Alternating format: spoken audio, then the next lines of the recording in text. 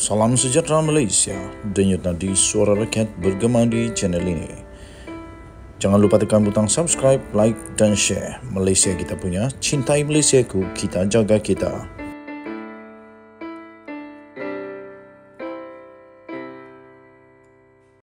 Salam sejahtera Malaysia, denyut nadi suara rakyat bergema di channel ini. Ini natijahnya, ini yang berlaku, ini yang pasti akan terjadi. Sekiranya Najib bebas, sekiranya Zahid Hamidi tiba-tiba digugurkan, dia punya 47 pertuduhan menurut Sahabuddin Husin. Najib bebas, PHBN pasti ditolak pengundi dalam 6 PRN nanti. Ada dua kemungkinan mengapa UMNO begitu tergesa-gesa mahu memohon pengampunan buat Najib Razak. Walaupun bekas Perdana Menteri itu belum sampai setahun menjalani hukuman penjara selama 12 tahun yang telah dijatuhkan ke mahkamah terhadapnya. Pertama, untuk menjadikan beliau sebagai Perdana Menteri semula. Paling awal barangkali selepas PRU16 nanti. Kedua, untuk memanfaatkan pengaruh bekas Perdana Menteri itu bagi menghadapi pilihan raya negeri di 6 negeri yang akan berlangsung tidak lama lagi. Dalam hal ini, UMNO dipercayai mempunyai keyakinan bahawa Najib Razak mampu menjelmakan keputusan cemerlang buat Barisan Nasional sebagaimana peranan yang telah dimainkannya dalam pilihan raya negeri Melaka dan Johor sebelum ini, di mana BN menang dengan majoriti 2/3 di kedua-dua pilihan raya itu. Untuk kemungkinan pertama, walaupun segelintir penyokong Najib masih gairah untuk melihatnya dapat kembali menjadi Perdana Menteri, sebenarnya adalah lebih baik perkara itu dilupakan sahaja. Najib bukan seperti Tun Mahathir yang meletak jawatan secara sukarela pada 2003 dan dengan itu tiada masalah bagi rakyat untuk mengangkatnya semula sebagai Perdana Menteri buat kali kedua pada tahun 2018. Sebaliknya, Najib adalah Perdana Menteri yang gagal, ditolak rakyat dan menjadi punca yang menyebabkan UMNO hilang kuasa pada 2018 lalu. Malah sekarang dijatuhi hukuman bersalah atas kesalahan rasuah. Dengan demikian, pengundi akan berfikir lebih daripada sekali untuk memberikannya peluang kembali menghuni Seri Perdana. Lagi pula dalam pemilihan UMNO baru-baru ini, sementara Najib berada di penjara, 3 anaknya tiba-tiba telah muncul sebagai pemimpin dalam senarai kepimpinan baru parti itu di pelbagai peringkat. Anak sulungnya iaitu Muhammad Nizar Najib kini adalah Naib Ketua UMNO bahagian Pekan selain memegang jawatan Exco Kerajaan Negeri Pahang. Seorang lagi anak beliau iaitu Muhammad Nazifuddin pula menang sebagai Ketua UMNO bahagian Langkawi.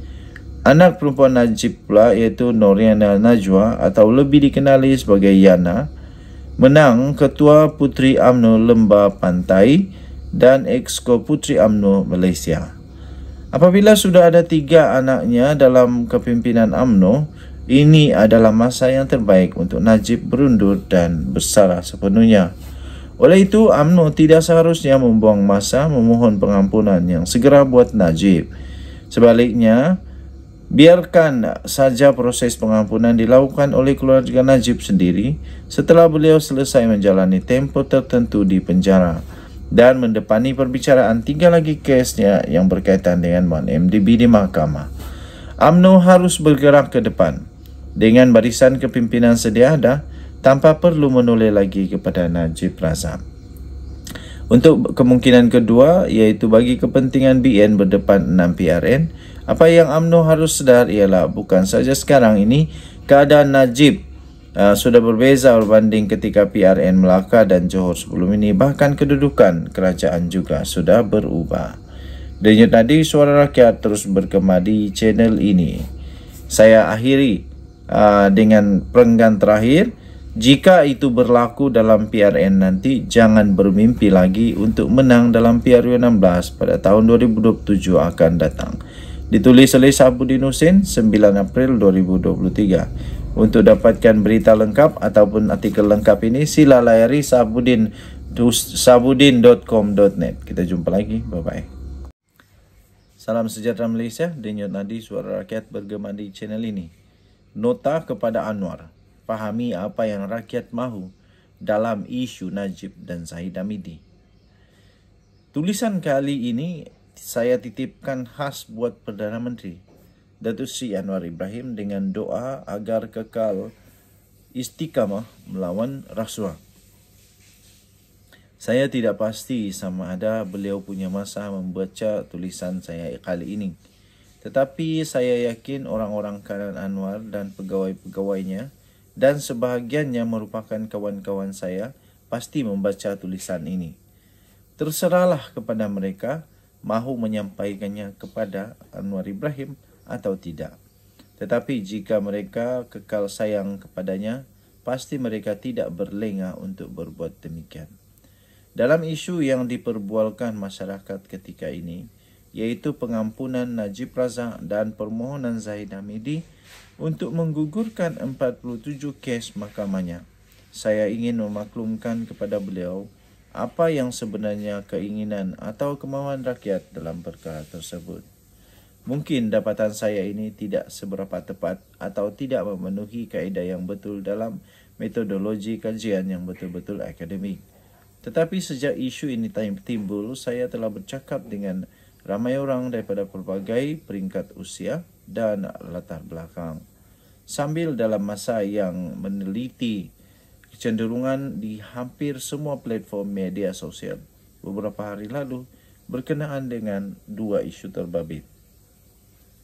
Kesimpulan mudah yang didapati dalam kes pengampunan Najib Razak ialah rakyat menolak dan tidak setuju pengampunan diberikan kepada bekas Perdana Menteri itu dalam waktu terdekat ini. Rata-rata mahukan beliau terus berada di penjara untuk satu tempoh tertentu sebelum pengampunan hendak diberi atau dicadangkan. Ada yang mahu beliau berada dalam penjara sekurang-kurangnya selama 4 tahun dan ada yang mahu 6 tahun sebelum pengampunan diberikan. Bahkan tidak kurang yang ingin biarlah sehingga tamat pengajian di penjara Kajang selama 12 tahun. Ini kata mereka untuk keadilan kepada rakyat yang terpaksa menanggung beban hutang 1MDB. Selain kerana seriusnya kesalahan yang telah beliau lakukan atas jawatannya selaku Perdana Menteri itu. Begitu juga sebahagian besar turut juga bersetuju kalaupun pengampunan hendak dicadangkan, masa yang munasabah ialah selepas PRU 16 pada tahun 2027 akan datang. Diharapkan Anwar tidak sukar memahami kemahuan rakyat dalam hal ini dan jika beliau masih ada keraguan, bolehlah cuba membuat hantaran di Facebook atau Twitter dan dengan ayat berapa lama rakyat Malaysia mahu Najib berada di penjara dan kemudian lihatlah sendiri komen-komen yang diperolehi.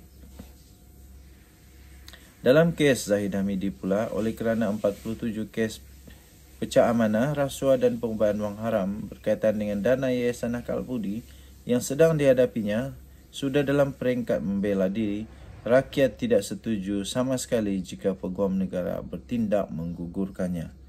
Menggugurkan kes tersebut akan dilihat pelik sedangkan Mahkamah Tinggi pada Januari 2022 telah membuat keputusan supaya beliau membela diri itu selepas mendapati pihak pendakwaan berjaya menimbulkan kes prima facie bagi semua 47 tuduhan terhadap Zahid Hamidi. Di mana logiknya setelah pihak pendakwaan berjaya membuktikan kes prima facie tetapi tiba-tiba Jabatan Peguam Negara mahu menggugurkannya pula. Sepatutnya representasi yang dikemukakan Zahid Hamidi itu dibantah keras oleh pihak pendakwa demi menjaga kewibawaan Jabatan Peguam Negara. Bukan dengan mendiamkan diri, tidak membantah sama sekali, ia dikemukakan beserta penangguhan perbicaraan. Apa yang rakyat mahukan ialah biarlah semua kes yang dihadapi oleh Zahid Hamidi itu berjalan tanpa gangguan dan kemudian terserah kepada hakim mahkamah menentukan sama ada bersalah atau sebaliknya.